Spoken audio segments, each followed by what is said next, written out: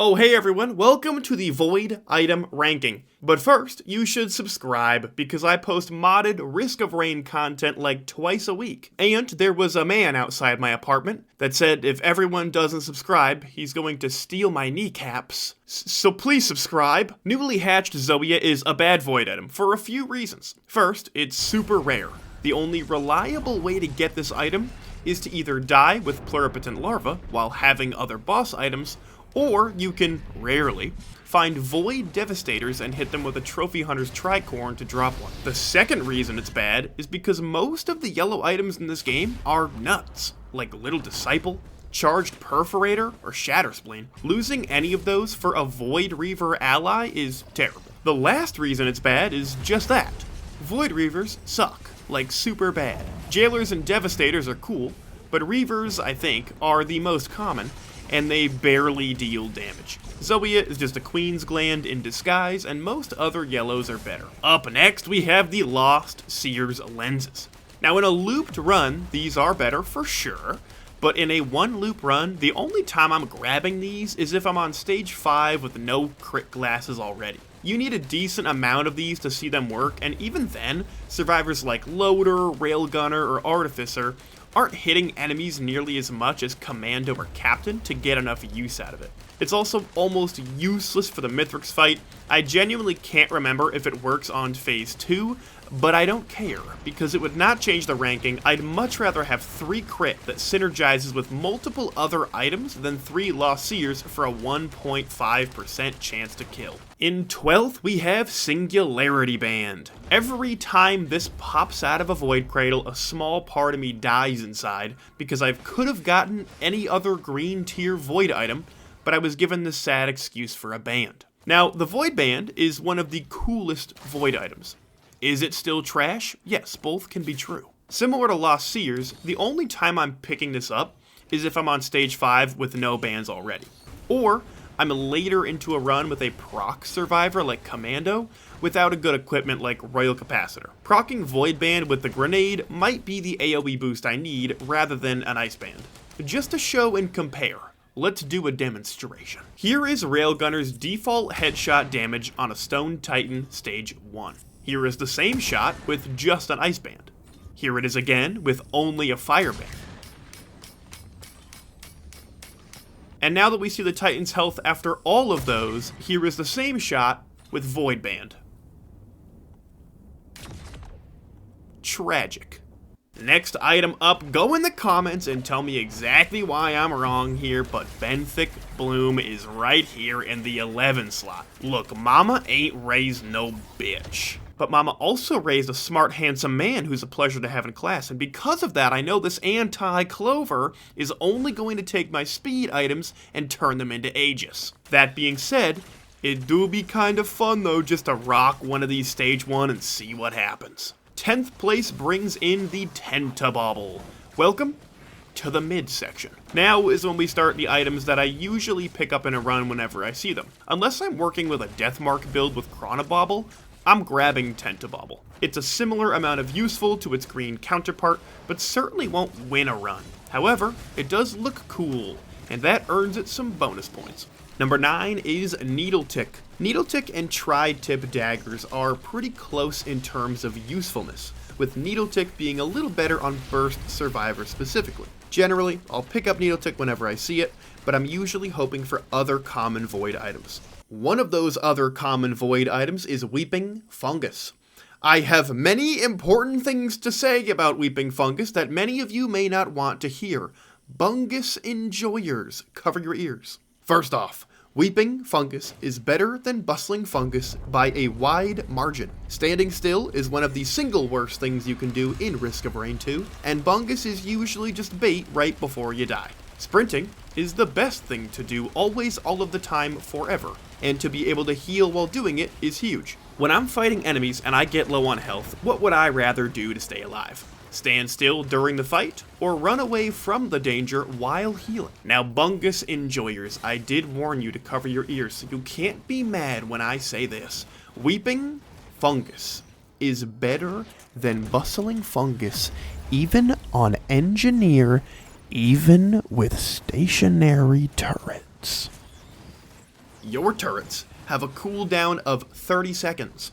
You have a cooldown of infinity, because if you die, that's it. I'd much rather have better healing for myself than my turrets. Also, if you know the places to put turrets within walls, they won't need to heal much anyway. Weeping, Fungus, Engineer, Supremacy, thank you very much. Number 7 is Lysate Cell. This one is very difficult to rank for a video like this because it's one of those items that can either be godlike, mid, or useless, depending on your survivor. For Engineer, it's godlike.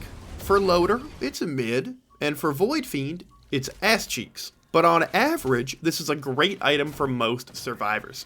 Even more circumstantial is the equipment you have when you find one, because if you're rocking a Prion accumulator or even a Royal Capacitor, you might want to keep the 2 fuel cells you already have. But I'm usually pretty happy to find one of these in a run, so it sits at number 7. Our 6th spot goes to Void Scent Flame. This is a slight upgrade from Will-O-Wisp in almost all scenarios, and is just fantastic for proc chains. It can also help if you are on a low damage run and can't seem to get kills to set off on-kill items. It also pairs really well with burst survivors and especially with crowbars. You wait until there's a large group of enemies and Loader punch one of them, watch the fireworks go off. Just be careful on phase 4 mithrix if you have any drone friends because you are gonna get smoked. In the 5th slot, we have Pluripotent Larva.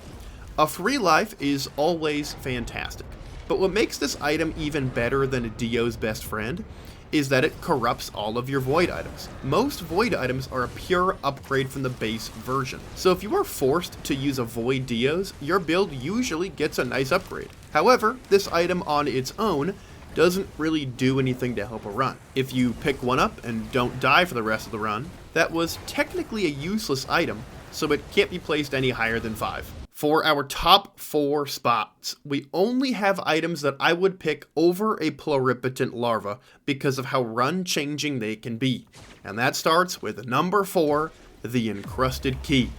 Now, these top 4 items are all extremely close and should all be picked up at literally any opportunity, but the key takes last of these 4 items because it loses value the farther into a run you are. You can start stage 1 with a Void Key and keep finding more regular keys each stage and end up with 5 to 6 great Void items. Or you can find the Void Key stage 5 and get one shot. It's still really good, but if the game hates you, it'll be less helpful than actually finding the next 3 Void items themselves. Number 3 is Safer Spaces, an incredible item that might have been number 1 before the recent updates to the game. See, there are 2 new issues that make Safer Spaces slightly worse than before. First, Warped Echo dividing damage taken into 2 separate instances means that when you are hit, only half of the damage is blocked by Safer Spaces now. Of course, you can simply not pick up Warped Echo, but still it lessens the effectiveness of Safer Spaces blocking. Now, after recording this, I did go in and try to recreate this for a clip for the video, and I actually couldn't do it, so let me know if that's actually truthful, or if Warped Echo and Safer Spaces don't have an interaction anymore. The other issue is host skipping. Now, there is a mod called KCC Downpatcher that brings the host skipping physics back, so go grab it cause it's peak. But Safer Spaces was all you needed to skip the moon pillars. Without mods, that's now not possible and removes a huge buff Safer Spaces had. Do not get me wrong, Safer Spaces is a top tier item and should always be grabbed, but it's not quite as good as the final 2 items. Number 2 and number 1 are extremely close, in my opinion, and whichever you like more is probably just a preference thing, and as I'm writing this very sentence, I don't even know what item I'm going to put as number 2, but I do have to decide for this video to end, so I'm gonna choose Polyloot as number 2, solely, because Polyloot is a % chance item, while Plasma Shrimp is guaranteed as long as you have shields. I'll talk about both here, meaning yes, Plasma Shrimp is number 1 for me. Do I think Polyloot is objectively the correct choice for number 1?